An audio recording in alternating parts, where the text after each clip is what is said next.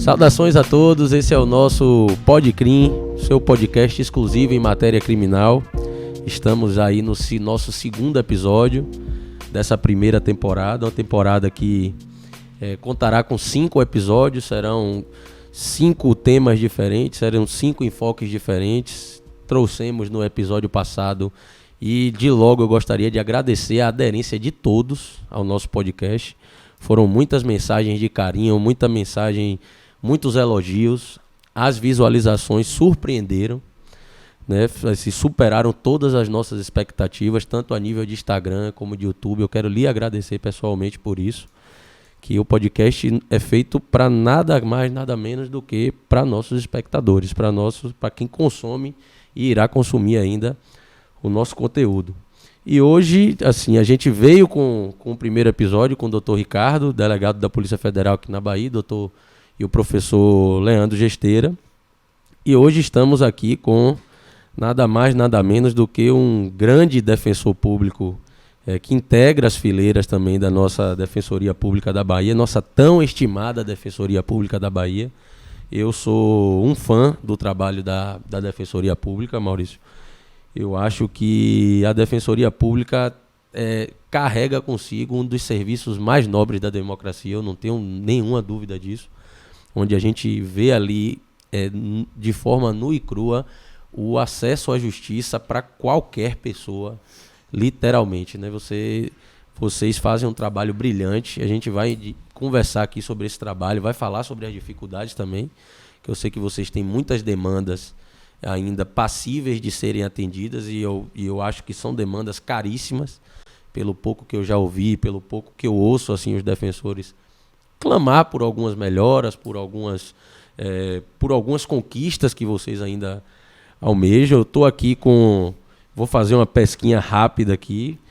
Maurício foi nascido, natural de São Paulo, fez direito na USP, foi investigador de Polícia Civil na Polícia Civil de São Paulo por 6 anos, com o detalhe de que entrou na polícia aos 19 anos, terminou o curso de Direito, logo depois já focou na carreira pública e passou na Defensoria da Bahia de São Paulo. Eu já vou começar com essa pergunta, né? Porque passou na Defensoria da terra dele, veio se perder aqui na Bahia. Eu quero saber, a gente vai saber por que já. E é especialista em Direito Público pela Baiana, Faculdade Baiana de Direito, não é isso? E em Criminologia pela UNEB, um convênio com a Universidade de Pádua, na Itália. Maurício, muito feliz por você ter aceitado o nosso convite. Eu fiquei, assim, lisonjeado. Tive o primeiro contato contigo no seminário da associação, tivemos o prazer de lhe ter como palestrante. E fiquei muito empolgado com a palestra daquele dia. Você enfrentou um tema muito interessante e assim, foi comentário geral o sucesso da sua palestra. Acho que logo depois o professor Ivan Gessler sucedeu, ou você falou depois ou antes de Ivan, não foi? Foi depois do Ivan. Foi do mesmo bloco, lembro que foi no mesmo bloco de Ivan. E eu queria lhe agradecer porque acho que, como eu falo com Tamise, né, Tami? Todo mundo que aceita um convite da gente é porque, de certa forma, acredita nesse projeto, acredita nesse formato de transmissão de conteúdo. A gente está muito feliz com a receptividade do projeto por N pessoas às vezes que não são nem da área jurídica, mas que nos falam com tanta empolgação, que têm assistido, que têm acompanhado, que está ansioso pelo convidado A, B, C ou D. Então, eu vou passar um pouquinho a palavra para ti, para você poder falar um pouquinho com a gente. Já eu vou colocar algumas perguntas, principalmente essa da Defensoria São Paulo-Bahia. Mas, obrigado por estar aqui, obrigado por ter vindo e se sinta em casa, se apresente. Nesse primeiro momento, fale aí o que você tiver com vontade e jogue duro. E estou muito feliz. feliz. É uma honra conhecer, porque eu estou conhecendo hoje. Isso aí. A honra imensa, viu? Seja muito bem-vindo. É um prazer. Eu que só tenho a agradecer vocês dois, Joel, Tamise. Tá aqui, né? Primeiro, qualquer proposta de difusão de conhecimento, de difusão de conteúdo já me chama a atenção. E um podcast como esse aqui, sendo antecedido então por Leandro e pelo Ricardo, que são 2 pessoas que eu admiro demais, foi, sem dúvida nenhuma, uma honra quando você me mandou aquela mensagem, Joel. E estou muito feliz em saber que repercutiu bem a palestra naquele seminário. Muito bem. Porque falar junto com o Ivan também não é fácil, viu? A palestra de Ivan foi muito boa também. Ivan é sensacional. E uma plateia qualificada, com grandes amigos ali na militância diária, né?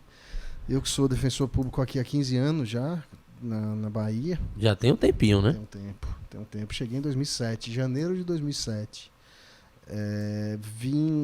Passei por Feira, no Júri, numa vara que era grande lá em Feira.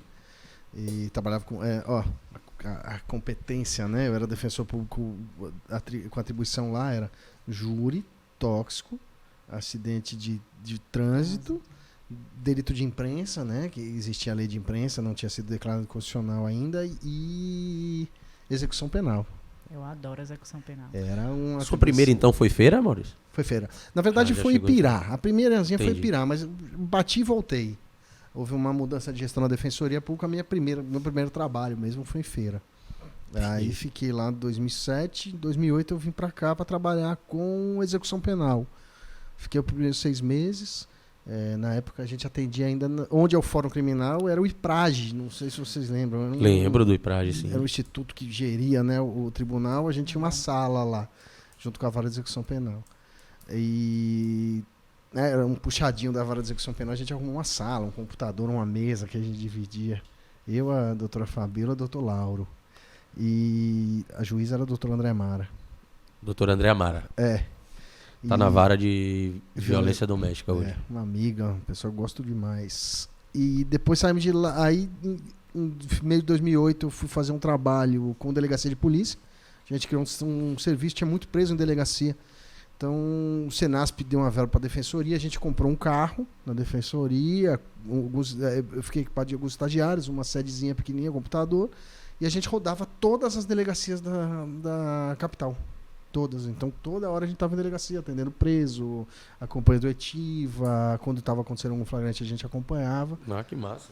Foi bem interessante. Isso foi em que ano, Maurício? Foi 2008, foi de julho de 2008. Até o final de 2009, até o final de 2008 que eu fiquei nisso. Você ficou em Feira há quantos anos? Feira eu fiquei um ano. Um ano na época, a carreira, a carreira era muito mais rápida, né? A defensoria era, se já é uma instituição jovem, considerada jovem, hoje naquela época estava ainda bem. Não, tava. A nossa autonomia era de 2006, né? Assim, a gente ainda estava aprendendo a executar orçamento, era tudo muito novo. Depois eu vou falar da Defensoria de São Paulo. A Defensoria de São Paulo tinha acabado, foi o primeiro concurso que eu passei lá. O concurso número 1, aqui era o 5º. Aqui é a Defensoria de 86, a Defensoria de São Paulo é de 2006. Você passou em quando mesmo, no seu? No 5º concurso. Não, qual foi o ano? 2006, foi a prova, né? 2006, isso. Aí tomei posse em janeiro de 2007, dia 3. Depois vim pra cá, aí eu tava nesse trabalho de delegacia, teve um mutirão do júri na capital e... Ninguém ia. Perguntaram se eu topava encarar essa daí. Eu lembro que eu acumulava junto com a delegacia, fazia um negócio de umas ações de acidente de trabalho, ação de alimentos, tudo ali, né? Aí fui e nunca mais saí. Tô no júri desde então. Me diga uma coisa, Maurício, e por que você optou por vir pra Bahia, não ficou na sua terra, São Paulo? Conte isso pra gente aí. Hoje eu não... Já me arrependi, já não me arrependi, enfim. Eu sou casado com uma paulista, né? A gente namora há muito tempo. Ela veio embora trabalhar aqui, enfim, também tá comigo. Mas temos 2 filhas, que são baianas, as 2 menininhas, a Clara e a Nina. Na verdade, foi uma opção política, na verdade, porque é isso. A gente aqui tinha acabado de ser eleito um governo que era melhor para o servidor público, né? Eu já vinha do serviço público, você já anunciou que eu era investigador de polícia, então eu comecei no serviço público muito cedo, e eu sempre soube o tipo de valorização que o governo de São Paulo dava ao serviço público. Então eu imaginei que vou para um governo de um partido que, né, tem uma visão de serviço público diferente da de São Paulo, e vim. Mas acabou que a Defensoria de São Paulo explodiu, né? A daqui também cresceu muito. Muito, mas eu fiz... Na época eu achei que foi isso, né? Foram visões ali de como os gestores Encarariam a carreira, né? pensavam o serviço público. Mas aqui você fica só no júri ou na execução? Eu pergunto porque eu já vi algumas coisas no seu Instagram de atendimento. Penso eu, né, que foi com relação à execução penal. Então, Foi, não, vamos lá. Na verdade, eu sou titular da 3ª Defensoria Pública do Júri. Né? Mas como também eu tenho um cargo de coordenação, às vezes eu fico afastado do júri, às vezes não, eu sempre estou ajudando também. Então, preciso atender em alguma unidade, eu atendo, entrar né, tem que entrar, ou fazer atendimento em outras comarcas, fazer audiência em outro. Por exemplo, eu tenho um projeto que eu faço audiência de custódia com um juiz lá em Macaúbas, o Flávio. Mas eu não vou, a gente tenta um projeto à distância, né? Para ver se a gente consegue implantar o trabalho de uma maneira... São projetos pilotos que a gente faz, entendeu? Porque os interiores ainda tem essa questão, não tem, a gente vai não tem chegar lá, audiência não de tem. custódia. A defensoria dá essa liberdade, Maurício, como você está colocando aqui agora, para implantar esse tipo de... essa natureza, esses tipos de projeto, ela dá liberdade para vocês fazerem essa amplitude do serviço. Você faz um projeto em Macaúbas de audiências de custódia.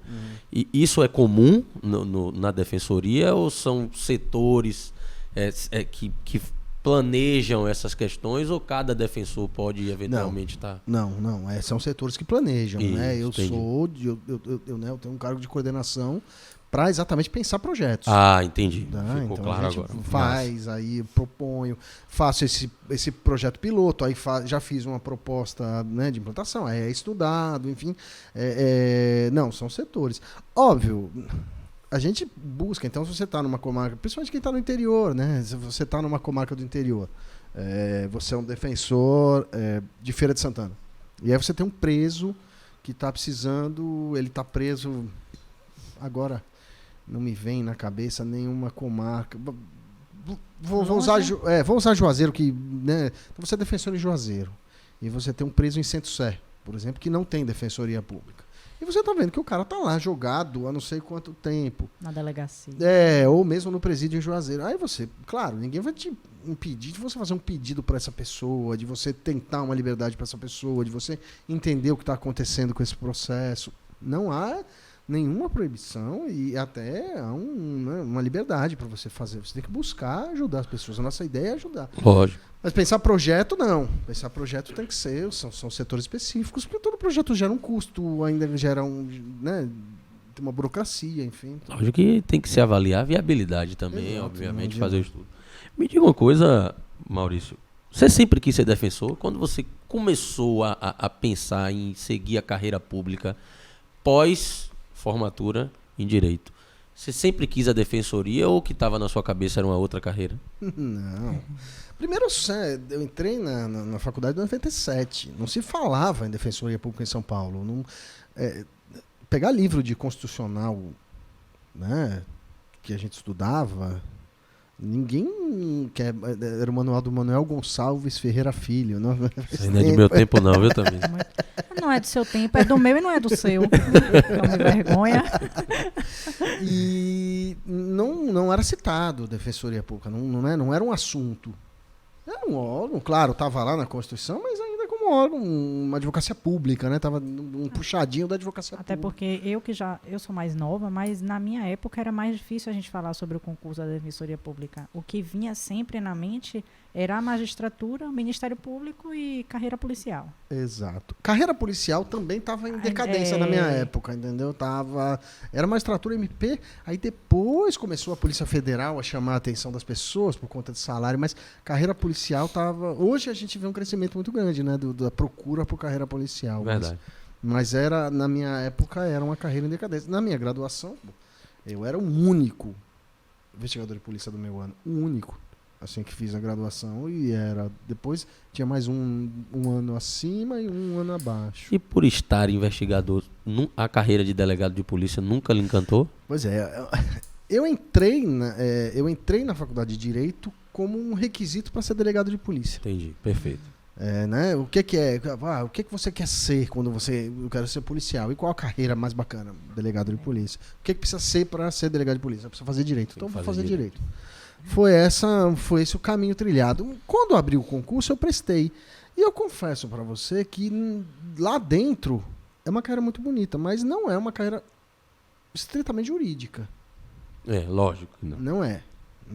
Você não lida tanto com as questões jurídicas de fundo quanto você lida na militância. Então, acabou não me chamando a atenção enquanto eu estava lá dentro. Quando eu saí, quando eu me formei, o que começou a me chamar muito a atenção era a carreira do Ministério Público, né? Que, ao meu ver, tem um desenho constitucional muito bonito. É uma carreira de desenho constitucional muito bonito. A carreira do Ministério Público é uma carreira grandiosa na nossa Constituição, né? Mais do que, ao meu ver, mais que a magistratura. A magistratura é poder. Aí a gente não vai... Não poder, de fato. Né? Dos 3 poderes, é um dos 3 poderes. Então, o desenho está bem delimitado há não sei quanto tempo. O MP que ganhou esse desenho constitucional bacana. O MP, diferente do que muitas pessoas pensam, é uma carreira de multi-atuações. Né? O Ministério Público basicamente nasce assim, como o grande fiscal da lei, também titular da ação penal. Então, assim, é uma carreira, como a gente está debatendo aqui, uma carreira linda no papel, que às vezes acho também que poderia haver um aproveitamento dessa amplitude da carreira do MP na prática. Né? Eu acho que hoje o grande debate é esse. Acho que até isso vem a conta. O MP, na cabeça de muitas pessoas, ele ficou como aquele titular da ação penal. Quando a gente pensa no Ministério Público, a gente pensa no Estado acusador. Né? E a Constituição, a própria organização do MP prevê outras atribuições, talvez tão grandiosas quanto a Defensoria, até parecidas em alguns. A questão da defesa, a defesa dos direitos coletivos, difusos. Até mais. A representação da criança e adolescente. A proteção dessa parte da sociedade hipossuficiente. Então, é como você falou, o MP, na leitura do que seria a carreira do MP, é uma coisa brilhante, obviamente. Demais. Aí a gente não vê só como acusador, a gente já vê como o acusador e a punição. Pronto, são essas duas coisas que a gente, quando a gente fala de Ministério Público, a gente lembra muito, porque a gente sabe que, por vezes, existe um certo desvio, né? É nesse sentido. Eu, pelo menos, enxergo dessa forma. Não como um garantidor da lei, mas na busca por aquela coisa ali muito fixada. Maniqueísta, né? Bem e mal e prender e soltar. Mas a gente acaba pensando na Defensoria Pública e Ministério Público. O bem e o mal. Tem gente que já pensa o contrário, que a gente tá do lado do mal, sentado ali. Verdade. Perdão aos promotores. Eu tive um professor, um procurador de justiça na minha pós.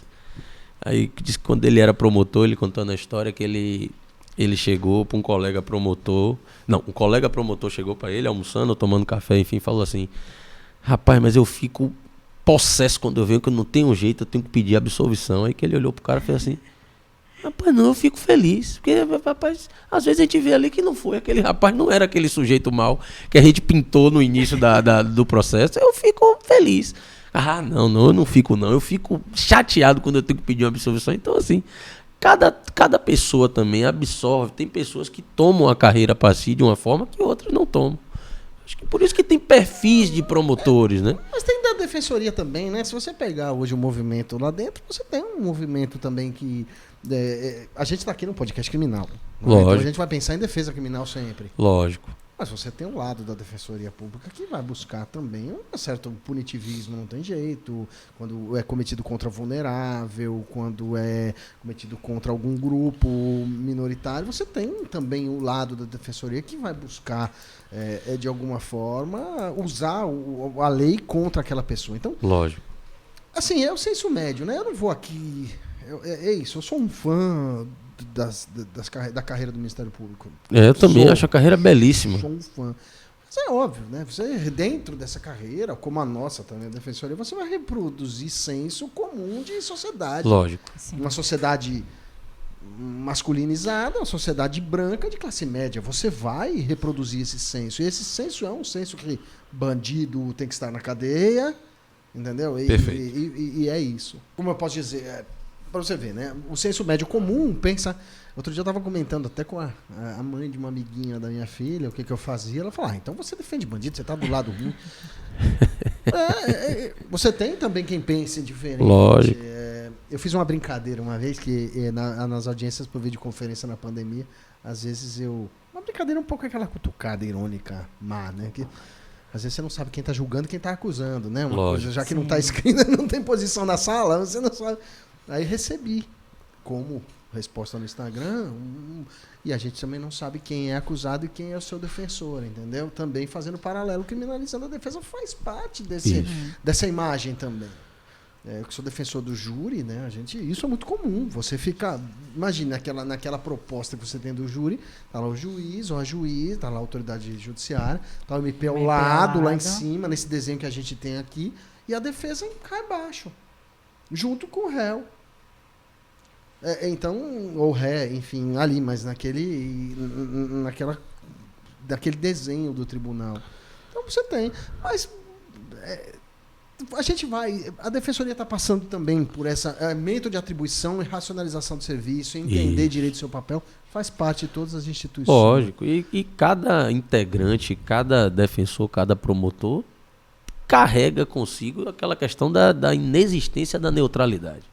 Cada pessoa carrega consigo as suas experiências de vida. Então, quando você integra uma fileira, seja Ministério Público, seja a Defensoria, Magistratura, você vai transparecer para a sociedade um perfil de atuação. Claro. E isso é humano.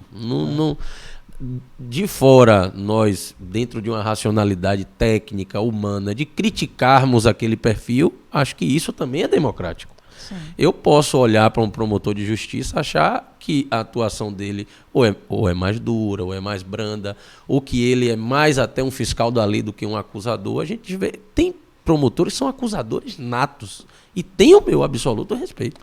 Tem lugar para todo mundo. Como tem defensor ou defensora que está lá, e aí não só público e também privado, falando aqui da atividade de vocês, está lá também cumprindo dando um carimbo de validade constitucional para uma condenação. Tá cheio disso também. Isso. Tá cheio disso, que vai lá, coloca seu modelão, deixa correr do jeito que vem, não busca trazer uma tese nova, não busca mudar aquilo. Mas, assim, a gente faz uma crítica, mas também tem que entender que tem um lugar para todo mundo. E essas pessoas estão aí. Estão aí ganhando seu dinheiro, trabalhando, e, enfim, faz parte. Não gosto quando eu vejo isso. Mas já fui mais crítico. Hoje eu tento entender também a forma dessas pessoas agirem. É isso, né? Falando em atuação de defensor, Tamires, vou contar uma história. Não contei nem para doutor não, que já me proibiu de chamar de doutor. Sem doutor, por favor. Tem um colega nosso advogado que estava esperando na antessala para poder falar com a desembargadora. Despachar um habeas corpus, uma apelação, enfim, não sei. Despachar com a desembargadora. E aí, quando vem saindo do gabinete da desembargadora, vem saindo o doutor Maurício Saporito. Ele cumprimentou o doutor Maurício Saporito. Oi, doutor, oi, Maurício, tudo bem? Tchau. Foi embora. Aí ele entrou. Quando ele sentou na mesa da desembargadora, a desembargadora fez, um advogado bem jovem, bem novinho, a desembargadora fez assim: ô meu filho, eu tenho não sei quantos anos de magistratura. Esse rapaz saiu daqui na minha sala, é defensor público, não é isso? Aí ele falou: eu tenho não sei quantos anos de magistratura, eu nunca vi um defensor na minha vida vir aqui despachar um HC. É o que ele acabou de falar aí do carimbo. É muito difícil. Que um defensor sair, às vezes eu vejo Maurício postando em presídio, atendimento frequente, e ainda ir despachar HC no tribunal com a carga que deve ser um monstro de trabalho. É digno de muito respeito e muita... Obrigado, valeu. Mas essa história aí, mas a desembargadora ficou perplexa. Assim, são poucas vezes, né? A gente não vai muito, até porque tem o pessoal do tribunal. Mas, olha, todas as vezes que eu vou, até eu sou bem recebido e geralmente consigo. É engraçado, quando eu não vou conseguir, isso eu acho muito bonito de despachar e de... Mesmo quando vai ser negado, senta, fala, não, eu vou negar por isso. indo despachar eu consigo Passa o muito. precedente pra gente. Agora, mesmo quando é negado, as vezes que foram negados, sempre há um retorno da autoridade mesmo no telefone, ou olha, eu vou negar por isso, esse vai ser o motivo, mas vou dar uma preferência no julgamento rápido para você poder fazer o eventual recurso para chegar, para a gente ver como é que vai decidir lá em cima. É muito interessante essa troca, eu acho bem, bem bacana mesmo. Agora, aonde eu me sinto mais à vontade mesmo não é nem lá, né? Lá eu ainda tenho aquela coisa da autoridade, né?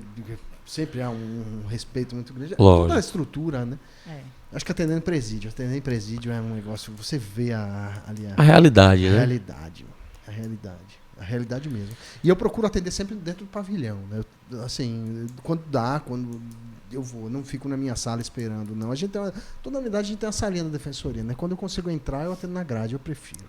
Eu tenho uma experiência com isso, porque lá no meu início da advocacia, eu fazia muito atendimento em presídio. Eu comecei, inclusive, é bom falar isso, porque provavelmente nós teremos recém-formados que vão querer saber como é que você começa na área criminal. E eu fazia muita coisa de graça mesmo. Aquela velha história não, você me paga depois. Sabendo que eu não ia receber o depois, mas era basicamente para fazer o nome girar ali dentro. E eu lembro que o primeiro, assim, cliente bom, né, entre aspas, que eu tive, mas os criminalistas vão entender o que é o cliente bom, ele teve um problema no parlatório, que era em uma das unidades prisionais, e não tinha como eu ficar ali. Existia uma pingueira muito grande na cadeira e um papelão em cima da cadeira, mas basicamente eu não tinha como atender ele ali. E aí perguntaram, doutora, a senhora vai atender, vai esperar consertar ou vai atender na grade? Eu falei, não, eu atendo na grade. Eu atendi na grade. Lógico. E, assim, foi a primeira experiência que eu tive nesse sentido. E foi muito tranquilo, eu não tinha medo. Eles chegam ali no portão, né, porque vê que é um advogado, então, até para ver se tem oportunidade de ajudar de alguma forma no processo deles. Fiz o atendimento, o cliente fechou comigo, eu fui embora e, assim, sem nenhum problema. Não tem problema, assim, as pessoas... Existe um medo, né? Isso eu trago desde a polícia, né? Dos meus 6 anos de polícia. Se você respeita, mesmo até a relação entre quem vai preso e quem prendeu, se não há um desrespeito, ele sabe, né? Sim. Quem sabe o que aconteceu, sabe o papel, cada um. O que ninguém gosta é do desrespeito. Uhum. O que ninguém gosta realmente é você mesmo enquanto advogado, enquanto advogada, enquanto defensor, é chegar lá e dar um esculacho, é chegar lá querer dar uma lição de moral, não dar uma resposta ao que está acontecendo. Isso eu noto muito e eu acho que esse, para mim, é o grande divisor. Você não precisa ser tão eficiente, porque não depende de você a eficiência no processo criminal. Não depende da defesa. No nosso modelo brasileiro, que não é um modelo voltado à oralidade, é um modelo com muito poder do juiz, né, da autoridade judiciária, um poder instrutório muito grande. Enfim, o sistema acusatório meio que só no Tá papel. Suspenso, inclusive. Tá suspenso. O sistema acusatório. Né? Agora é engraçado, só fazendo aqui uma digressão rápida, tem um professor que eu gosto muito, respeito muito, que é um juiz de São Paulo, Guilherme Madeira, que ele sustenta que o sistema acusatório basicamente é a divisão entre acusação e julgador. O resto o sistema acusatório reside ali. Ele sustenta no livro dele. Para ele, o que precisa para um sistema ser acusatório é você dividir as duas funções. O resto, o juiz pode ter poder instrutório. Então, a questão é só quem faz a denúncia de quem vai julgar. Mas enfim, isso é Se a gente fosse entrar nesse assunto aqui, o negócio ia pegar fogo. Pro lado de Guilherme Madeira, lógico. E que eu gosto, sou fã. O livro dele é sensacional. Mas você sabe que dar a devolutiva para o cliente, dar a devolutiva para quem você está defendendo é muito importante. A satisfação. A pessoa saber que você está do lado dela, que você está fazendo sua função ali ao lado dela. Sim. Tá? Na visita de audiência, por exemplo, isso é muito comum, né? A gente da Defensoria Pública o nosso modelo é um modelo de vinculação à unidade judicial. Então você acaba criando um vínculo com o juiz, com o promotor, tá ali todo dia sentado, dando risada. Eu tenho um colega que ele fala, poxa, o cara entra na sala para ser defendido, você não pode dar risada, tá contando historinha, não pode. Lógico você tem que que chegar lá, fazer seu trabalho. Não tem que ficar kkk, porque a pessoa se sente desprotegida. Lógico. Pô, a pessoa tá do meu lado, eu tô do lado disso. A impressão que dá é que ela é apenas mais uma. Exato. E isso deve ser... Pô, pânico. Eu nunca fui réu em processo criminal, mas isso deve ser a maior angústia para um réu, é se sentir mais um. Oh, claro. E que você está sendo defendido por uma pessoa que não está do seu lado. Isso. Que, pelo menos, aparentemente não está do seu lado. Isso deve ser angustiante, porque você não tem para quem gritar, né? Você não tem, ali dentro a pessoa já está preso, não tem para quem gritar, não tem para quem pedir. Se pedir já não é ouvido. Daí a única pessoa que teria para falar por você tá no meio daquele bolo ali. Então, faz parte também você... E aí, feito isso, você vai ser respeitado, esteja onde você estiver. Pode entrar na unidade. Eu tenho uma colega, meu orgulho, na verdade, que é a Fabíola, ela entra na unidade prisional, ela não pudor, entra mesmo, sozinha, pode abrir que eu entro, preciso de agente prisional, policial penal para ir comigo, nada, ela entra, atravessa, conversa com o pessoal, muito respeitada, muito bem vista. Por quê? Porque está sempre ajudando.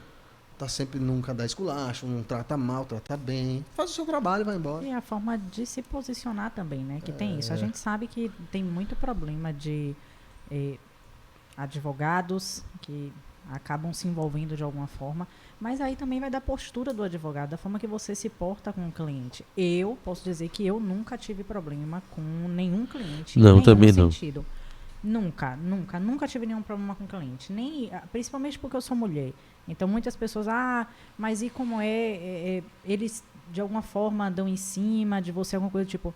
Não, primeiro porque eu aprendi, e lá atrás eu aprendi a ouvir conselhos, e um agente penitenciário, no início, falou comigo, olhe, não venha de saia, não venha de sandália, não venha, ainda que não seja um decote, mas uma blusa de braço de fora, porque isso tudo para eles não estão tendo contato com mulher. Então, isso tudo, uma coisinha para eles faz diferença. E aí eu aprendi a forma de me vestir, de ir no presídio, eu não vou cheia de perfume, eu não vou cheia de joia. Você aprende a se comportar em determinados lugares. Isso trouxe o respeito e eles entenderem que eu estava ali para prestar um serviço e não nada além disso. Nada além disso. Perfeito. A relação sempre do defensor, principalmente, que é quem tem mais que é, obviamente, quem tem o contato mais próximo ali com o acusado ou já com o apenado. Tudo é a forma de você tratar a pessoa. Tudo é a forma de você informar a pessoa. Acho que a pessoa, às vezes eu já senti em experiências profissionais minhas que a pessoa, às vezes, ela está esperando uma boa notícia. Todos nós estamos, independente de ser ali uma prisão corporal, né? A gente está esperando uma boa notícia, talvez uma nota, mas é pior. Vamos dar um exemplo de uma nota de uma prova. É pior a gente abrir um sistema e não ver a nota do que ver a nota ruim. É óbvio. A informação, a falta da informação, às vezes angustia mais do que a informação negativa. E quando você está preso, assim, a não informação é o pior. E isso gera, né, a gente conversando com policiais penais, né, ou agentes socialistas, se forem privados, mas não vamos entrar de cogestão, mas é muito comum falar até do comportamento dentro da unidade prisional, como o preso provisório é mais angustiado, como o preso provisório é mais difícil de você conversar, de você ter acesso. O preso definitivo, que ele sabe o dia que ele vai sair, ele tem uma previsibilidade do que vai acontecer, ele tem outra visão da unidade prisional. Óbvio, não é um hotel, é horrível, eles sabem, é degradante até o que a gente expõe a essas pessoas, mas saber o dia que você vai sair é diferente. Lógico. E nesse ponto, toda a evolução de quando eu comecei para hoje, a gente está vendo um crescimento. A gente está vendo que está melhorando muito. Ainda a gente tem muito que chegar, tem muito que avançar. Claro. Infelizmente, e isso eu falo infelizmente, a gente vê muito dos avanços a uma iniciativa que não deveria ser do Poder Judiciário, mas é do Poder Judiciário. Tá? Os avanços que a gente vê na unidade prisional, os avanços que a gente vê no sistema judicial, não deveriam ser iniciativa do CNJ, porque é um órgão que está dentro de um poder imparcial. mas a gente está acontecendo e está sendo bom, né? Não dá para negar que os grandes avanços, né? Audiência de custódia, as portas de entrada, agora a central de vagas que eles estão querendo implantar, que é uma iniciativa sensacional, o escritório social, que é uma iniciativa sensacional, tudo sempre o CNJ botando o dedo aí. O próprio Banco Nacional de Mandados já foi uma coisa que mudou muito a questão estrutural de justiça criminal, porque antigamente era uma loucura, né? Eu ainda peguei um pouquinho dessa de antigamente. Às vezes você... E não estou falando só o bom para quem está preso, ou bom para quem está na persecução penal. Não é justo uma pessoa ter um mandado de prisão em aberto e por uma desinformação do sistema você revogar uma prisão e a pessoa sair por não se ter a informação de que existia. Não tem cabimento. Não tem cabimento, é isso que eu estou dizendo. Outra coisa que era muito comum, acho que até quando você estava lá na quinta crime como estagiário, você devia presenciar muito. A gente tinha que ficar implorando para o oficial de justiça e cumprir a vara de soltura. Exatamente. Ficar implorando, caçando. Olha, tem como você... Aí você tinha aquele amigo, não, eu tô indo mesmo, eu cumpro, aí você entregava na mão. Hoje não, hoje tá lá informatizado, a assinatura do lado, a pessoa, o CRC olha lá. Quando eu era estagiária, não tinha nem central de mandados ainda. Aí, no meu período, enquanto eu estava lá, estava implantando a central de mandados. Aí era o oficial da vara, que você tinha que achar ele e pedir, ele tinha os dias de plantão, né? Olha, o judiciário tem umas... Eu vou falar aqui, não vou ser processada, não, tá tudo certo. Quando eu era estagiária, na minha época de estagiária, começou, inclusive, aquele concurso para estagiário do Tribunal de Justiça. Sei. E todos os estagiários voluntários que existiam na quinta vara criminal saíram. Só ficou eu. Eu tinha que fazer absolutamente tudo. E não tinha estagiário. Então, assim, eu fazia o pregão, eu tinha que analisar os mandados, a devolução, e ainda tinha que fazer o pregão. Quem me ajudava era o doutor Virdalho, que vai ter que assistir esse podcast. Ele fazia o pregão comigo. Então, assim, você vê que é todo o sistema. A gente tem uma deficiência eu, pelo menos, enxergo que temos uma deficiência por completo. Não, todo ele, né? Assim, as instituições ainda precisam crescer, né? Não só a defensoria, a magistratura precisa colocar juiz em todas as comarcas, a defensoria, o Ministério Público também em todas as comarcas, servidores. O judiciário em si tem uma carreira muito grande, né? Que precisa ser servidores. Os caras carregam um piano, assim. Um negócio absurdo. Absurdo. Em Feira de Santana, em 2007, aquilo só andava porque tinha uma servidora com uma memória incrível. Era uma das pessoas com uma memória melhor que eu já vi até hoje. Dona Diva, ela tá lá até hoje. Ela lembrava o nome de cada réu preso, como estava o processo. Nossa assim, Senhora. era ela. Porque se parasse para buscar, para consultar um processo, para saber onde é que estava, fazer uma carga, era uma lástima. Então ela lembrava, olha, eu atendi tal pessoa na unidade, não, esse aqui ainda falta um tempinho para cumprir, daqui a pouco a gente faz a remissão. Era assim, um gênio, assim, uma memória incrível, que era o que botava para andar. Coitada, porque era sozinha, ela era mais 3 funcionários. Maurício, me diga uma coisa, o que é que você trouxe de positivo da carreira policial para a defensoria e de negativo? Então, teve o ministro da Justiça aqui, Dr. Márcio Tomás Bastos, né, que foi uma referência para a gente da advocacia criminal, né? E ele falava que para você ser um bom advogado criminalista, você tem que ter passado pelas fileiras policiais, para você entender um pouco o funcionamento. Eu posso dizer, eu trouxe muita coisa boa, muita.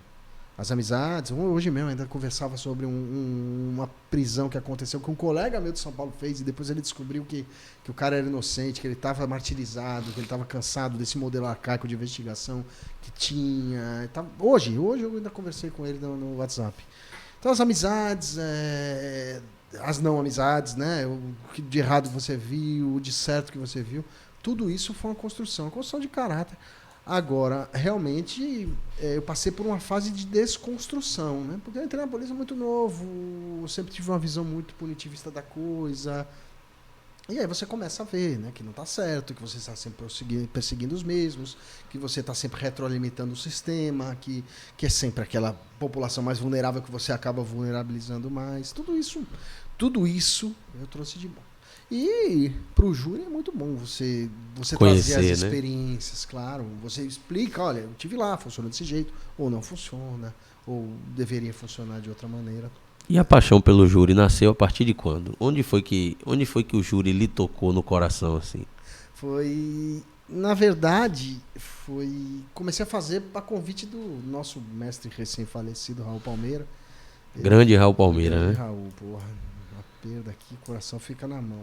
Ele que me chamou para fazer. Eu estava no curso de formação ainda, ele veio com processo assim. Tá aqui, vai fazer isso aqui, faz aí. E aí gostei. Fiz um sozinho, fiz um com o Dr. Marcos Vinícius, que é um grande amigo meu, que está lá no Terceira Criminal, é o defensor de lá. O primeiro fiz eu e ele. Depois o segundo eu fiz com o Raul. E aí vendo o Raul falar, né, o cara dando um show, eu peguei gosto. Comecei a pegar, aí fui pro júri em feira, fiz alguns. E depois em 2009, quando eu cheguei no júri, fui trabalhar né, na primeira vara, no primeiro tribunal do júri. Na época o titular era o Dr. Moacir Pitalima, que também é um juiz sensacional, um amigo mesmo. A promotora Isabel Adelaide, que mora no meu coração, a Armênia, também a doutora Armênia. E todo esse ambiente eu fui gostando e sou muito feliz, assim, gosto. Não sei se vou ficar como também outro falecido Pedro, que ficou 20 anos. Eu lembro de Dr. Pedro. Pedrão também, que faleceu agora na Semana Santa, ficou 20 anos. Pedro era da defensoria moda antiga, né? Era defensor, acho que Dr. Pedro era defensor antes de 88, não é isso? Não. Não? Não, Raul era antes de 88. Raul antes de 88. Pedro foi delegado antes de 88, interessante, né? Pedrão tinha um jeito rústico, né? Pedro ele tinha aquela entonação de voz, né? Ele falava teatralmente. Eu já não tenho, né? Não faço júri assim. Eu faço júri batendo papo com o jurado. É outro estilo, né? Outro estilo. Tento abstrair plateia. Não gosto muito de falar para muito. Então, coloca ali aquelas 7 que vão julgar, juiz, promotor e toca para frente. E me diga uma coisa, Maurício. Você costuma levar os estagiários que a defensoria tem participam ativamente dos processos de júri? Quando se interessam, sim, até falam. Assim, eu nunca tive problema com um estagiário que quis falar. Eu sempre deixo falar, incentivo. Quem quiser falar, fazer júri comigo, faz. Óbvio, você pergunta para outra parte. Né? O Ministério Público pode ter algum problema do estagiário falar 10 minutinhos aqui e tal, fazer a sua defesa, fazer um pouco da defesa. Não tendo problema, eu falo, eu deixo falar. E é até bom, né? Porque incentiva um pouco de oratória, de técnica. Porque não é só técnica, né? Ali você tem uma questão do momento. Lógico. O júri questão de atrair a atenção e a empatia das pessoas no júri, isso é muito importante. É basilar. É isso. Se o júri não tiver empatia, se os jurados não tiverem empatia, ou pelo defensor, ou pelo acusador, não vai. Não Ninguém vai. presta atenção. Pode ser a tese que for. Se os jurados ali tomarem antipatia pelo promotor ou até antipatia pelo defensor, não vai. Muito dificilmente a coisa vai desandar pra valer mesmo. É isso, porque é difícil você ficar prestando atenção muito tempo numa coisa que não te gera, né, vontade de prestar atenção. Então você tem 1h30, né, para falar, mais 1 hora de réplica. Uma coisa sem ter aquela, né, uma aproximação, sem ter vontade de ouvir, é muito difícil. Eu acho que pro júri, seja a acusação, seja a defesa, tem que encontrar uma forma de trazer aqueles assuntos técnicos de uma forma que o jurado entenda, né? Essa é a grande... Sem ficar muito no juridiquês, trazendo uma linguagem mais facilitada. Muito técnica, não vai funcionar. E mesmo se você tivesse uma plateia só de advogado, mesmo que você tivesse uma plateia só de técnico, que se interessa por aquilo, você se ficar muito na técnica, você não consegue.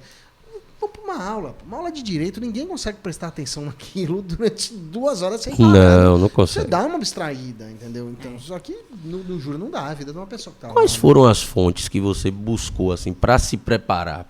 Eu quero ser um grande tribuno do júri. Na sua visão, quais são as fontes a níveis de conhecimento? O que é que a pessoa tem que buscar? O que é que o profissional do direito ou o estudante de direito que eventualmente queira ser um tribuno do júri tem que buscar? O que é que você acha de, assim, o que é que você poderia nos trazer a nível de busca de preparação para o tribunal do júri? Você tem que Tem que conhecer muito bem o rito, tem que assistir muito o júri de outras pessoas, tem sim que assistir. Hoje com a internet tá até mais fácil, né? Que todo mundo joga lá a sua fala. Já tem até júri ao vivo. Eu tinha que ficar, a gente ficava no dia, né, que eu não tinha júri, eu ficava lá assistindo. Doutor Tilson, doutor Pedro, doutor Fernando Santana, eu ia ficar assim, né, com o queixo lá caído vendo esse povo falar. Mesmo as acusações, né? Grandes tribunos ali na acusação. Assim, então, doutora Isabel, doutora Amênia, doutor Davi, doutor Luciano, são grandes tribunos, pessoas que eu assisto, assim, falecido doutor Jânio, que ensinava muito, batia sempre um papo, dava um toque, doutor Edmundo, que é do MP, prende a atenção das pessoas, traz uma verdade na fala dele. Tudo isso você tem que assistir. Agora, para mim, o essencial é conhecer um pouco. Tem que conhecer um pouco de psicologia e psicanálise. Exatamente. Tem que conhecer um pouco. Assim, eu não sou um grande conhecedor, eu sou casado com um psicanalista, estudiosa no assunto, tenho uma informação muito mais fácil. Me ajuda muito, ela sempre me ajudou muito, ela sempre me deu... Eu lembro que eu ia dormir, o que eu vou fazer amanhã? Eu explicava o caso, ela, não, vai por aqui, vai por ali. Dava certo. Você quer saber? Eu não sou uma advogada, uma tribuna, eu não sou do júri. Eu fiz um único júri, fiz em Camaçaria, a Defensoria Pública, inclusive, tinha oferecido a mim e a um colega, na época, assim, a gente entrou com procuração, tudo certinho, e o júri é muito... Você pode alegar infinitas coisas. No caso dele, não tinha jeito, era legítima defesa, não tinha como negar autoria, não tinha como negar materialidade, enfim. E... eu falei de psicologia cognitiva, eu falei da teoria do cérebro trino, né? O neocórtex. Aí eu peguei basicamente o cérebro reptiliano, né? Que é o... agora me fugiu o nome, mas é o que é... É a base nossa, né? Começa do a primeira impulso, evolução. da autopreservação. E eu levei... Tem uns desenhos na internet que explica direitinho. Eu levei e expliquei isso aos jurados, né? E o porquê que ele agiu em legítima defesa. Que no momento do medo mesmo, do nosso instinto de autopreservação, a gente age com base no nosso cérebro da impulsão. Pronto, a gente age pela impulsão. E aí eu juntei essas duas coisas, a questão da psicologia cognitiva e a legítima defesa, e funcionou. Assim, eu não amo o júri, eu acho lindo, eu gosto de assistir, não amo para fazer. Mas fiz e funcionou. Gostei, achei divertido, mas eu fiquei também muito tensa para fazer. Então... O júri é muito dinâmico, né, Maurício? Assim, é uma oralidade que a gente não está acostumado a ter no nosso sistema de justiça, né? A gente não tem aquela liberdade de trabalhar argumentos daquela forma, naquele nível de amplitude. Numa instrução criminal, por exemplo, não tem como, né? Apesar de você ter ali um corpo de jurados, uns jurados que são leigos, né? Mas é o que Tamires estava falando, que você acabou de falar também. Você vê que a gente já está falando em psicanálise, psicologia. Então, é uma questão multidisciplinar que envolve todo aquele júri, fora essa oralidade quase que ilimitada, né? Estão agora aí com um processo de limitação, que eu até discordo que essas limitações, essas tentativas de inovações legislativas de limitar os argumentos defensivos no júri, acho que isso me soa pouco democrático. Mas é um ambiente ali de uma liberdade total para você fluir os argumentos. Então, o júri é dinâmico, é apaixonante, apesar de eu não ter na minha atuação o júri como foco principal.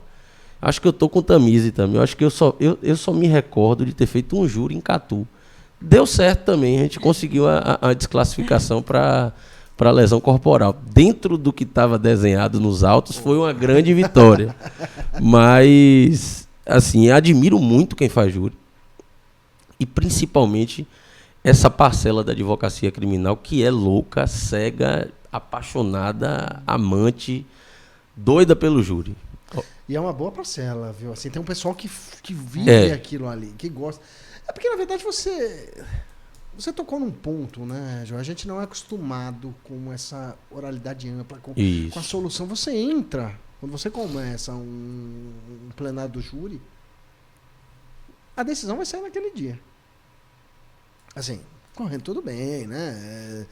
Mas... Ou pelo menos no final do ato, que seja até em outro dia. Seja tá? até, é isso, mas ali vai sair.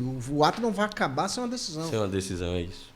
Coisa que numa audiência criminal você tem ali N intercorrências que podem Isso, não acontecer, intimou e tal, não debate, intimou, vai fazer debates orais ou vai memoriais?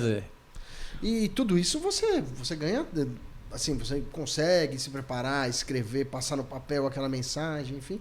No júri é oralidade, isso aí assusta muito. Assusta, sem dúvida nenhuma. Mas, por outro lado, apaixona também, né? Você é ouvido.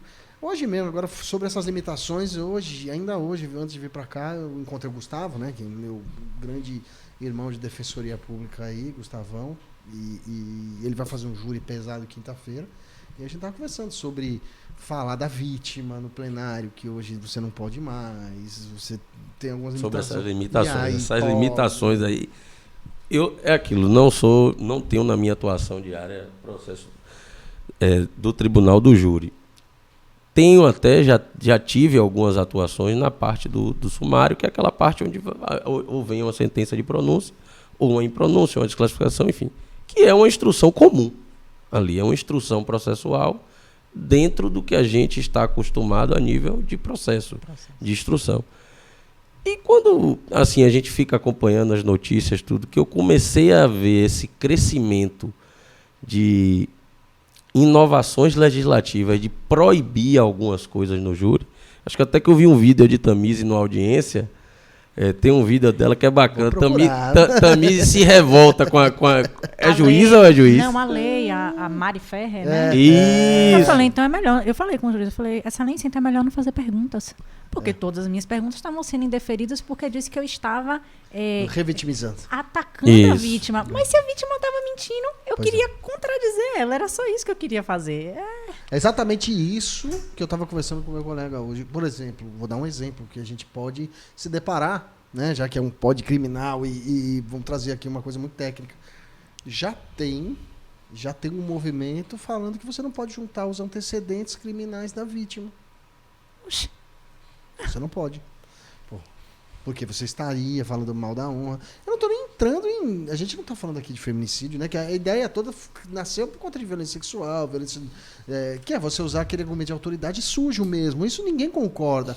Mas, poxa, você vai fazer uma defesa de uma legítima defesa. Você vai usar uma legítima defesa no júri. Legítima defesa real. Não estou falando de legítima defesa da honra. Não, estou falando de legítima defesa real mesmo. Você não vai falar mal da vítima. Me diz. Ou por exemplo, eu, né... Eu já, na minha carreira, acabei fazendo muitos júris de policiais militares. Muitos. Eu tenho eu acho que aproximadamente 40 policiais militares que eu já fiz defesa. Como é que você vai fazer a defesa de um policial militar que, teoricamente, que agiu, né, em legítima, para quem entende que existe a legítima para eles, ou estrito comendador, enfim, alguma excludente de ilicitude? Como é que você vai trazer isso para o plenário do juiz? Com robustez, sem trazer um antecedente da vítima, sem falar que a vítima estava cometendo isso ou aquilo. Como é que me diz, como é que faz? Não faz. Não faz. Então, a gente acabou realmente... Houve um excesso da nossa parte da defesa. Não nego, houve um excesso. Só que eu acho que a legítima defesa da honra é o que eu disse e... Sou pena de quando publicar isso daqui, apanhar como eu já apanhei na internet. Já apanhei. Mas eu acho que, em vez de ter sido uma proibição de cima para baixo, esse argumento horrível tinha que ser combatido ali no dia a dia do júri. Entendeu? O argumento legítima defesa da honra, ele não deve existir. Ele não pode existir. É um argumento ofensivo mesmo. Só que ele tem que ser combatido no dia a dia. Não uma decisão de cima para baixo, mandando não fazer. Isso daí você abre uma possibilidade, aí na sequência já veio a Lei Mariana Ferrer. Foi horrível que o cara. Aquele advogado fez com ela foi horrível. Foi horrível. Excesso sem precedentes. Mas você tinha N pessoas ali para defendê-la também que ficaram quietos. Tá, verdade. Eu discordo. Mas eu já gerei muita polêmica no Instagram que eu concordei com o advogado. Basicamente porque eu, como advogada, eu sou advogada. Eu não sou mulher, eu não sou homem, eu sou advogada. Quando foi usada a lei, né, Mari Ferrer, da menina que... Enfim, não vou gerar polêmicas. Eu estava ali pela minha cliente, eu estava como advogada e não era questão de gênero, se eu era mulher ou se eu era homem, e eu estava pela minha cliente, ela podia ser mulher, ela podia ser homem. Eu queria agir como advogada. Só que, às vezes, quando a gente vai agir como advogado, e eu tenho um perfil na audiência, assim, não tem muitas coisas minhas no Instagram, mas eu gosto de fazer audiência. Como é que eu vou perguntar à vítima? Eu começo a apertar, porque eu pergunto e antes dela terminar de responder, eu já estou perguntando de novo, porque eu já sei que ela vai se confundir, então eu fico ali, e eu gosto da treta, não vou mentir, eu gosto dessa treta. Então, eu, na posição dele, eu não acho errado, porque talvez eu, no lugar dele, eu faria a mesma coisa. Porque, óbvio, eu nunca atuei em caso de estupro, enfim. Mas em casos mais simples, eu fiz coisas parecidas, então... Não, mas veja bem, eu tenho certeza... Mas ali não foi a forma de perguntar. Eu acho que ele teve um excesso, exatamente. Eu acho que ele misturou, ele qualificou. São várias... E ele colocou... Não, porque você apertar uma vítima, você apertar um testemunho faz parte. Faz parte do jogo. Faz parte do jogo. Mas acho que a gente tem que ter um limite Você pegar uma foto da pessoa com um biquíni na rede social e querer usar isso meio que como justificativa para que o cara tenha drogado ela e estuprado, enfim... Assim... Ou que ela aceitou. Ali que foi o erro dele. O erro dele não foi em apertar. Apertar faz parte. Faz parte, com certeza. Apertar faz parte. Ainda mais ali que se tinham alguns indícios de que havia dubiedade de versões e tudo. Mas ali eu acho que o que aconteceu com aquele profissional, com aquele advogado naquele dia, foi o que eu acho que a gente deve procurar se proteger para não acontecer. Que é a gente se apaixonar por uma questão além do que faça com que tenhamos o risco de abandonar a técnica. Eu acho que ele a questão emocional não deixou ele ser um técnico ali. A gente está ali exercendo a defesa técnica. Talvez seria, se, por exemplo, o réu no seu interrogatório tivesse saído do sério, por estar ali prestes a tomar uma pena, que é uma pena mínima de 8 anos. Faz parte, né? A gente poderia até não dar aquela razão toda, mas pronto, ele está ali na autodefesa, momento de autodefesa, com a lança de uma condenação no pescoço. Mas nós, enquanto advogados, temos que, pelo menos, tentar sempre não abandonar o que é a nossa função. E aqui, já que a gente está numa conversa franca, a gente sabe que também muito que influenciou aquela absolvição naquele caso específico foi o fato de ter acontecido entre quem ter feito foi um cara branco e um juiz internacional. Que se tivesse sido no paredão na comunidade, estava todo mundo condenado, puxando sua cana por crime. Verdade. A gente sabe que também isso influencia. Na verdade, eu acho que se fosse na comunidade não tinha tido nem a repercussão que teve. Lógico. Porque ninguém se importa muito nem com o réu, nem com a vítima, nem com ninguém. Essa é a realidade, né? Mas aí quando envolve jurista internacional e o dono de uma boate com a modelo, aí dá aquele... Com certeza. Agora, infelizmente a gente vive ainda, né? E a justiça criminal, eu acho que recentemente um juiz até no Instagram, amigo, eu tava falando que né? Eu participei de um mini documentário com Iniciativa Negra falando sobre política de drogas, que é ainda né, tem todo um quê racista por trás dessa política de combate à droga, enfim, uma questão criminológica pra gente, né? Não vamos tocar aqui não. E aí, quando eu soltei o documentário, veio no direct um juiz amigo falando, mas não é assim, eu não tenho esse olhar quando eu julgo.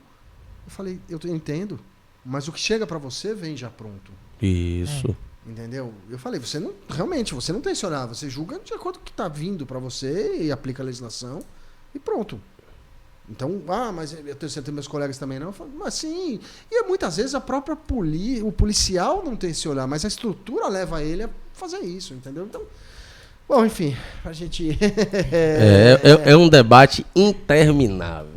Interminável, debate mas... para outro podcast aqui. Eu acho que eu acho que o que nós, enquanto ocupantes aí da defesa, não podemos permitir e temos que ter um olhar crítico e enfrentador são duas questões.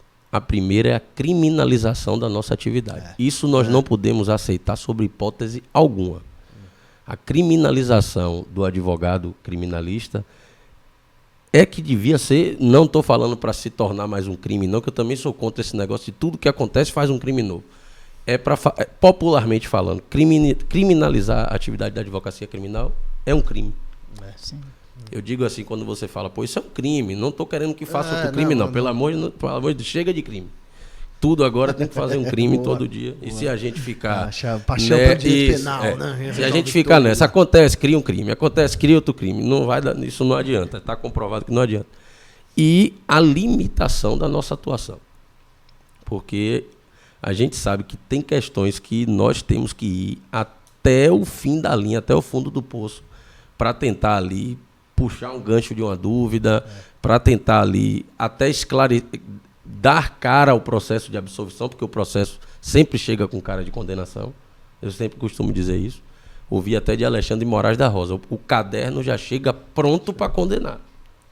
Porque já vem tudo pronto, isso, né, Joel? Assim, toda a estrutura já é voltada. Quando eu ensino júri, né, eu falo, a ideia do júri é você chegar no plenário do júri.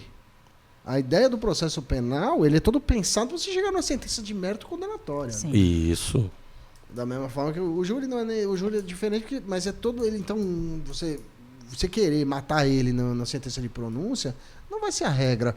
Você querer absolver uma pessoa sumariamente num procedimento ordinário, não vai ser a regra. Não vai. Não vai. Você não vai conseguir. Então, pense isso estrategicamente. A gente tem a noção disso, falando do júri, quantos anos se passaram, quanto demorou para a gente falar em não pronunciar, né, ali um acusado com base só no que está no inquérito.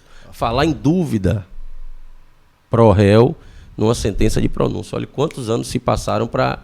E mesmo assim vai e volta, né? E mesmo assim Exatamente. ainda vai e volta. Você ainda acha a decisão Exatamente. que pronuncia com base em inquérito, que o artigo, acho que é um 5, não lembro aqui, um 5.5 não se aplica ao procedimento, Ao procedimento do partido. Isso. Enfim, você vai achar a decisão de todo lado. Ouvi dizer, testemunha de ouvir dizer. Testemunha de ouvir dizer. Você vai achar isso. E no procedimento comum, um roubo, ali, pegou.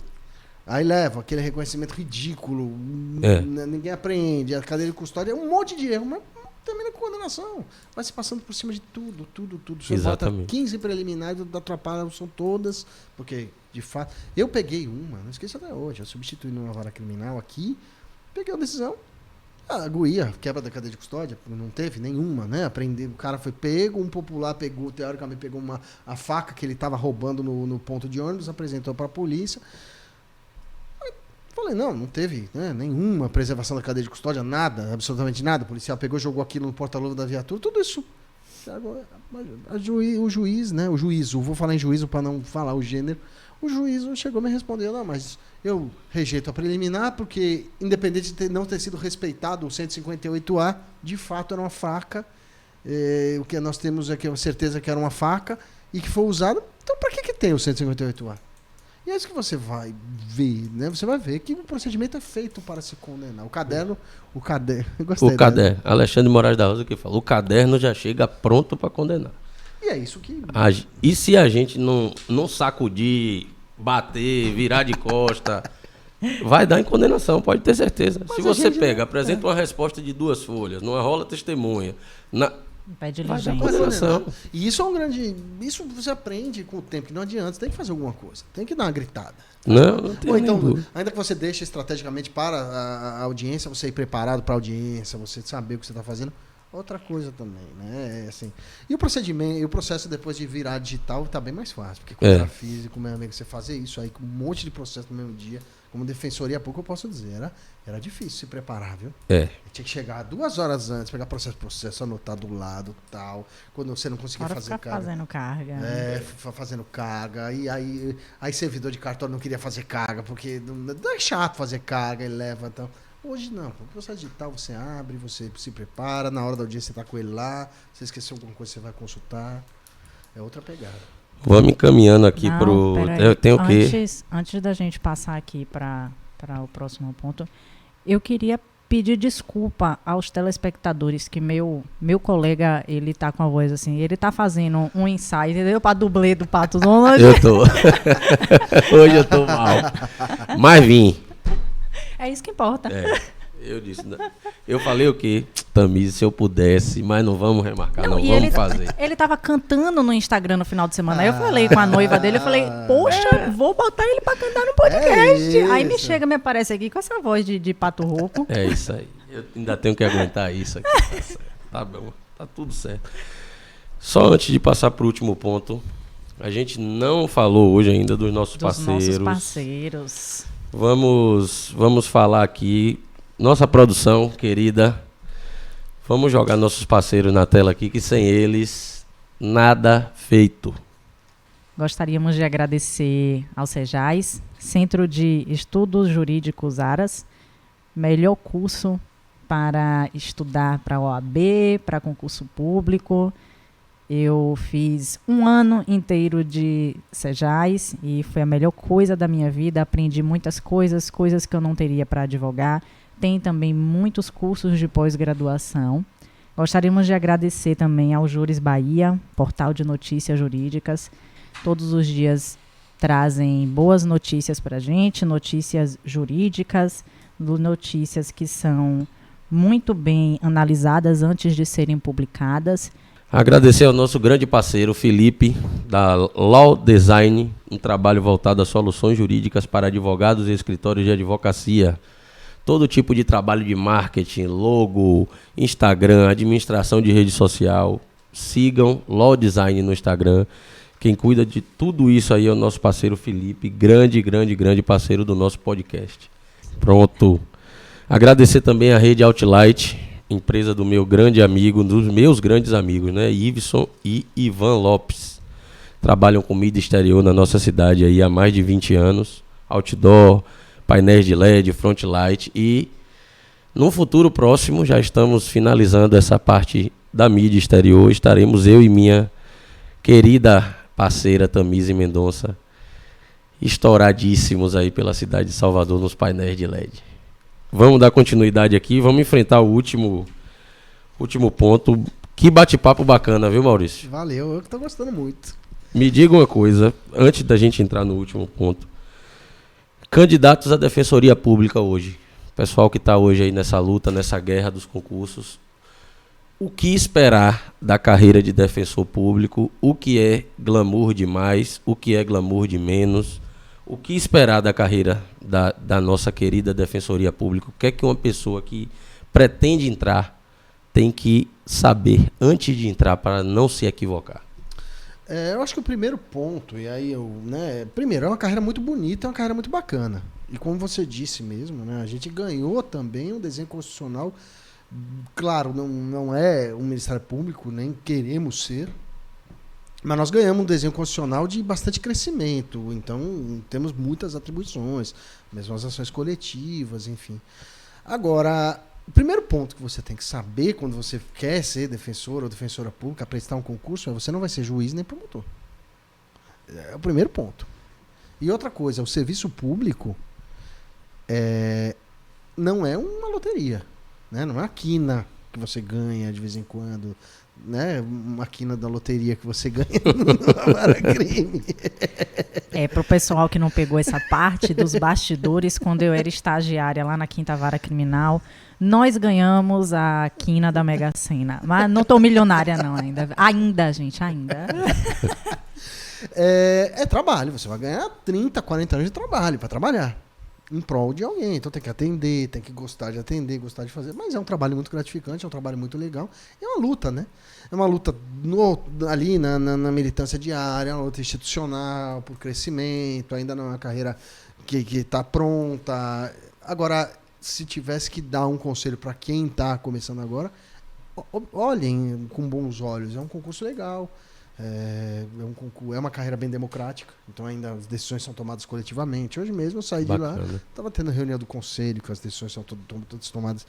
Ainda você elege diretamente, a classe elege o seu comandante, né, o seu representante máximo. Então tudo isso é muito interessante da carreira, né? É uma carreira que busca as pautas, está sempre luta de pautas, enfim, é bem legal. Fala a sua rede social aí pra galera te acompanhar lá. Maurício Saporito. Valeu, @Maurício Saporito. Quando digitar SAPO, já aparece o emotion do sapo. Meu apelido é Sapo, sempre foi. E essa exposição, Maurício, nas redes sociais é um tema polêmico, a gente já está finalizando aqui. Você tem uma rede social bastante ativa, a gente estava conversando aqui antes de abrir. E o que é que você pode dizer? Como é que você toca a sua rede social para não ir nem além e nem a quem? Não tem jeito, erros você comete, né? Assim, eu às vezes erro, já tive que tirar coisa, já, né, me ligaram reclamando, teve coisa que eu não tirei, que eu achei que eu estava certo mesmo, teve coisa que eu assumi o erro, você vai aprendendo, né? Eu comecei técnico, depois virei muito crítico, hoje eu estou chegando no meio termo, enfim. A questão da rede social é bom, né? Você só tem que entender se a sua rede social vai ser uma rede social para informar, para trazer novidades, para trazer o dia a dia, para trazer o que você passa, para divulgar um curso que você está fazendo. Eu tenho um projeto de curso de custo baixo que eu faço para acessibilidade. São essas coisas se você vai fazer uma rede social de autopromoção de briga. Recentemente eu ouvi até um vídeo de um promotor do júri de Brasília, que eu gosto muito, o Daniel, e ele falando, hoje os jovens advogados eles já vão para audiência achando que lá é um território de guerra, que é só guerra. Isso aí. Quando não é, claro, você vai ter que ser efetivo quando tiver que ser, mas não é um território de guerra, as coisas estão acontecendo, você não vai também ganhar no grito, ou também não vai perder no grito.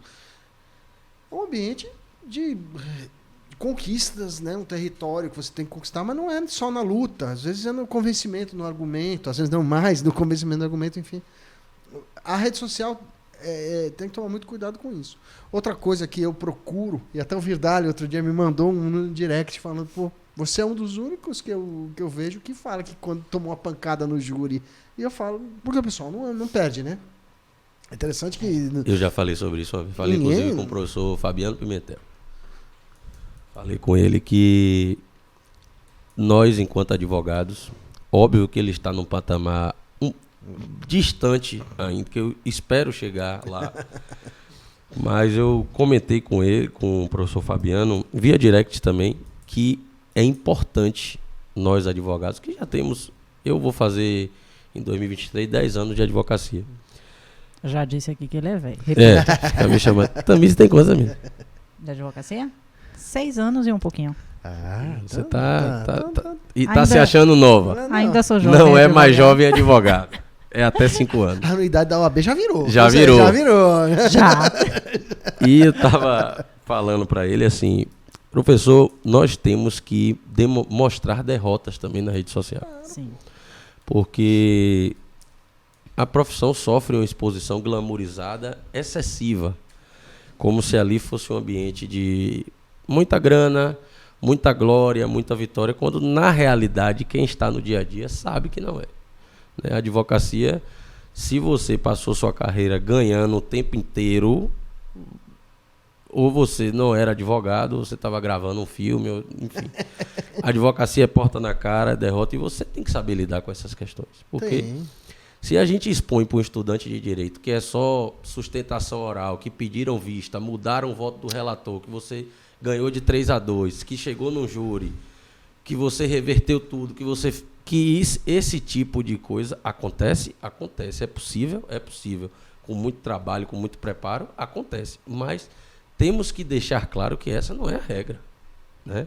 Para que as pessoas não queiram ingressar na nossa carreira com a falsa percepção de que tudo é glória, tudo é vitória, e que aquela exposição de carrões e absolvições, aquele... Faturamento de 6 milhões no Isso. ano. E eles vendem isso hoje, né? Você olha o Instagram, tem um monte esses cards, como faturar 10 mil em uma semana na advocacia.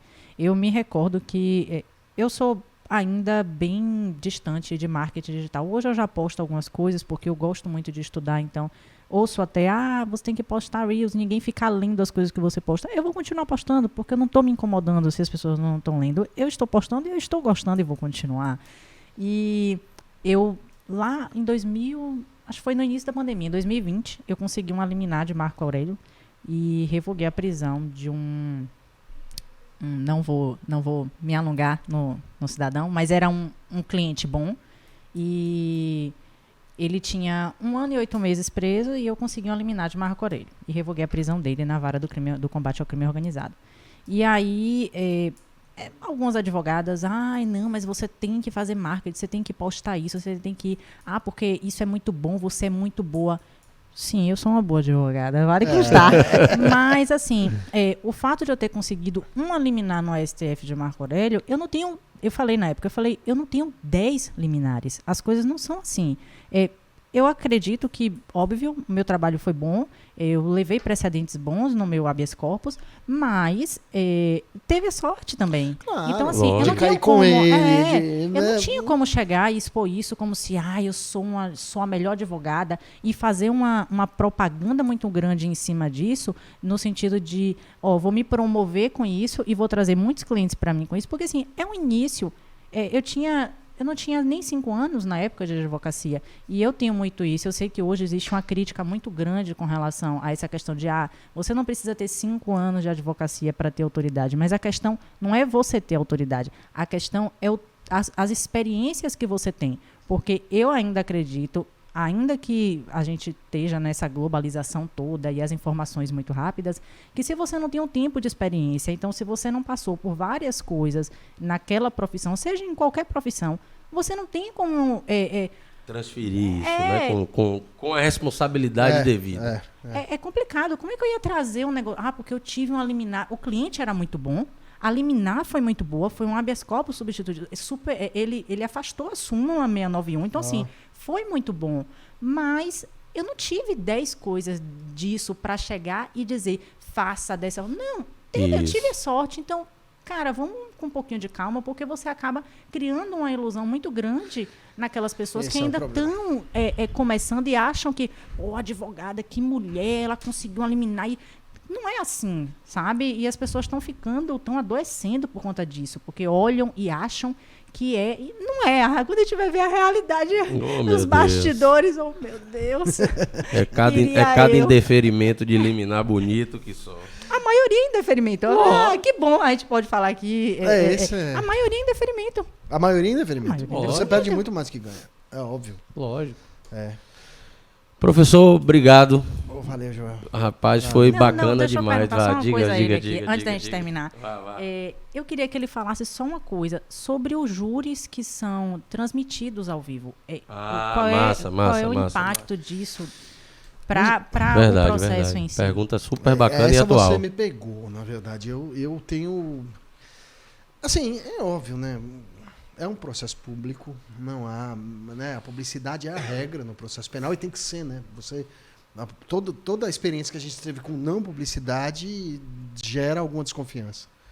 Então, e tem algumas iniciativas interessantes, teve até uma juíza que está no STJ ou CNJ, enfim, que fazia com Libras, tal, algumas no YouTube, mas eu confesso que eu ainda tenho alguma resistência. Primeiro, porque a imagem do réu sempre acaba ali dando uma vazada. Não tem jeito, você acaba dando uma vazada e acaba sendo tudo bem. O promotor, o juiz expondo a nossa paciência, a gente tem, mas o réu tem muita autonomia de expor ou não a dele ou dela. Né? E aí você coloca ele na posição dele escolher se ele vai ou não. Às vezes ele quer ir e fica naquela situação de não vou, porque eu vou estar sendo exposto. É isso. E ao vivo não tem como... Ainda gravado, você coloca um mosaico, você consegue editar, não pegar. Mas agora, ao vivo não tem muito como. Uma hora vai escapar. Então, essa é um pouco da minha ressalva. Ou você também expor vítima na hora da sustentação. Tem uma coisa, a pessoa tá lá, o corpo técnico, mas na rede social, não sei. Então eu tenho minhas ressalvas. Agora, por outro lado, eu sou... Essencialmente, eu acho que a transparência traz mais garantias para o processo. Entendeu? Então, você usar das redes sociais para expor uma mazela, você mostrar como é feito aquilo, para também desmistificar que não é filme americano, que o nosso modelo é diferente, tudo isso é importante. Eu ainda estou indo e voltando. Da mesma forma, a rede social ainda vou e volto muito. Por mais que eu use a minha rede social bastante, eu gosto até dessa exposição, vou falar. Júri envolve um pouco de ego, né? Lógico, é bacana demais. Mas eu também volto a dizer, errei bastante. Né? Já errei muito, errei de ter que tirar mesmo. Eu atuei e apagar. A postagem e falar, realmente... Da minha esposa mesmo, chega e fala, Maurício, dessa aí você exagerou. Vai lá e tira. É porque júri, o crime contra a vida, ele gera uma uma comoção. Diferente, eu atuei no inquérito do Atacarejo. E foi assim, foram 15 dias era saindo da delegacia, eu estava me sentindo Gisele Bündchen, porque eu já saía da delegacia sendo fotografada. Pois é. Então, assim, as pessoas querem saber, né? Porque tem toda a questão contra a vida, gera uma... É o crime, né? O crime, né? Toda a ciência penal que a gente, os exemplos de livro que a gente usa, erro de tipo, sempre usa homicídio, né? Vem ele com erro de tipo. Mas é isso. Vamos finalizar, Tami? Vamos finalizar. Maurício Saporito, brigadão. Foi bacana demais nosso bate-papo aqui. Eu confesso que eu aprendi muito aqui hoje, principalmente sobre o júri. Aprenderam nada. Foi uma troca de experiência muito bacana. Obrigado de novo por ter vindo, por ter acreditado. Acho que vai ficar assim um episódio marcado aí, porque essa experiência sua, desde os 19 anos em carreira policial, sua transferência para a defensoria, essa mudança também, que é engraçado a gente avaliar que a própria cultura do funcionamento do judiciário é diferente. São Paulo, Bahia. Muito. Já tive alguns diálogos com alguns criminalistas que atuam em São Paulo, e às vezes a gente acha que atua em um outro lugar, né? Lá é um judiciário muito conservador. Muito. E por isso, até você vê como o mundo é engraçado, o fato do giro do globo é engraçado, porque por ser tão conservador, já está entre o estado onde tem as maiores concessões de habeas corpus no STJ. Né? Você já ficou com a fama de ser conservador além da conta. Então, bacana essa experiência. Fiquei feliz. O episódio ficou... Gravação excelente. Acho que vai contribuir para muita gente que nos assistir. E obrigado, e espero recebê-lo de volta, né, Tami? Sim. Já está convidado. Eu gostei demais, viu? Parabéns pela iniciativa. E parabéns pela conversa. Valeu. Eu só tenho a agradecer. Aprendi demais também. Fiquei sabendo dessa daí da desembargadora que eu tava saindo. E bati um papo contigo aí que eu não conhecia. Foi um prazer lhe conhecer. E gostei muito da sua ideia em relação à Lei Mariana Ferrer. Achei. Cabe um papo aí de criminologia. Lógico. Mas obrigado mesmo, valeu mesmo. Valeu aos espectadores. Obrigado, Joel. Obrigado, Tami. Muito obrigada. Muito obrigada. Precisar, estamos aí. Eu também qualquer hora vou marcar uma live e vou intimar vocês. Claro, lógico. Estamos à disposição. Valeu. E, pessoal, sigam o nosso canal, curtam o vídeo. Vamos colocar na descrição todas as redes sociais dos parceiros, do nosso convidado, as nossas redes sociais. Por favor, sigam o canal e curtam o vídeo, não custa nada. É 0800. Depois de um clamor desse. Valeu. Valeu. Tchau, tchau.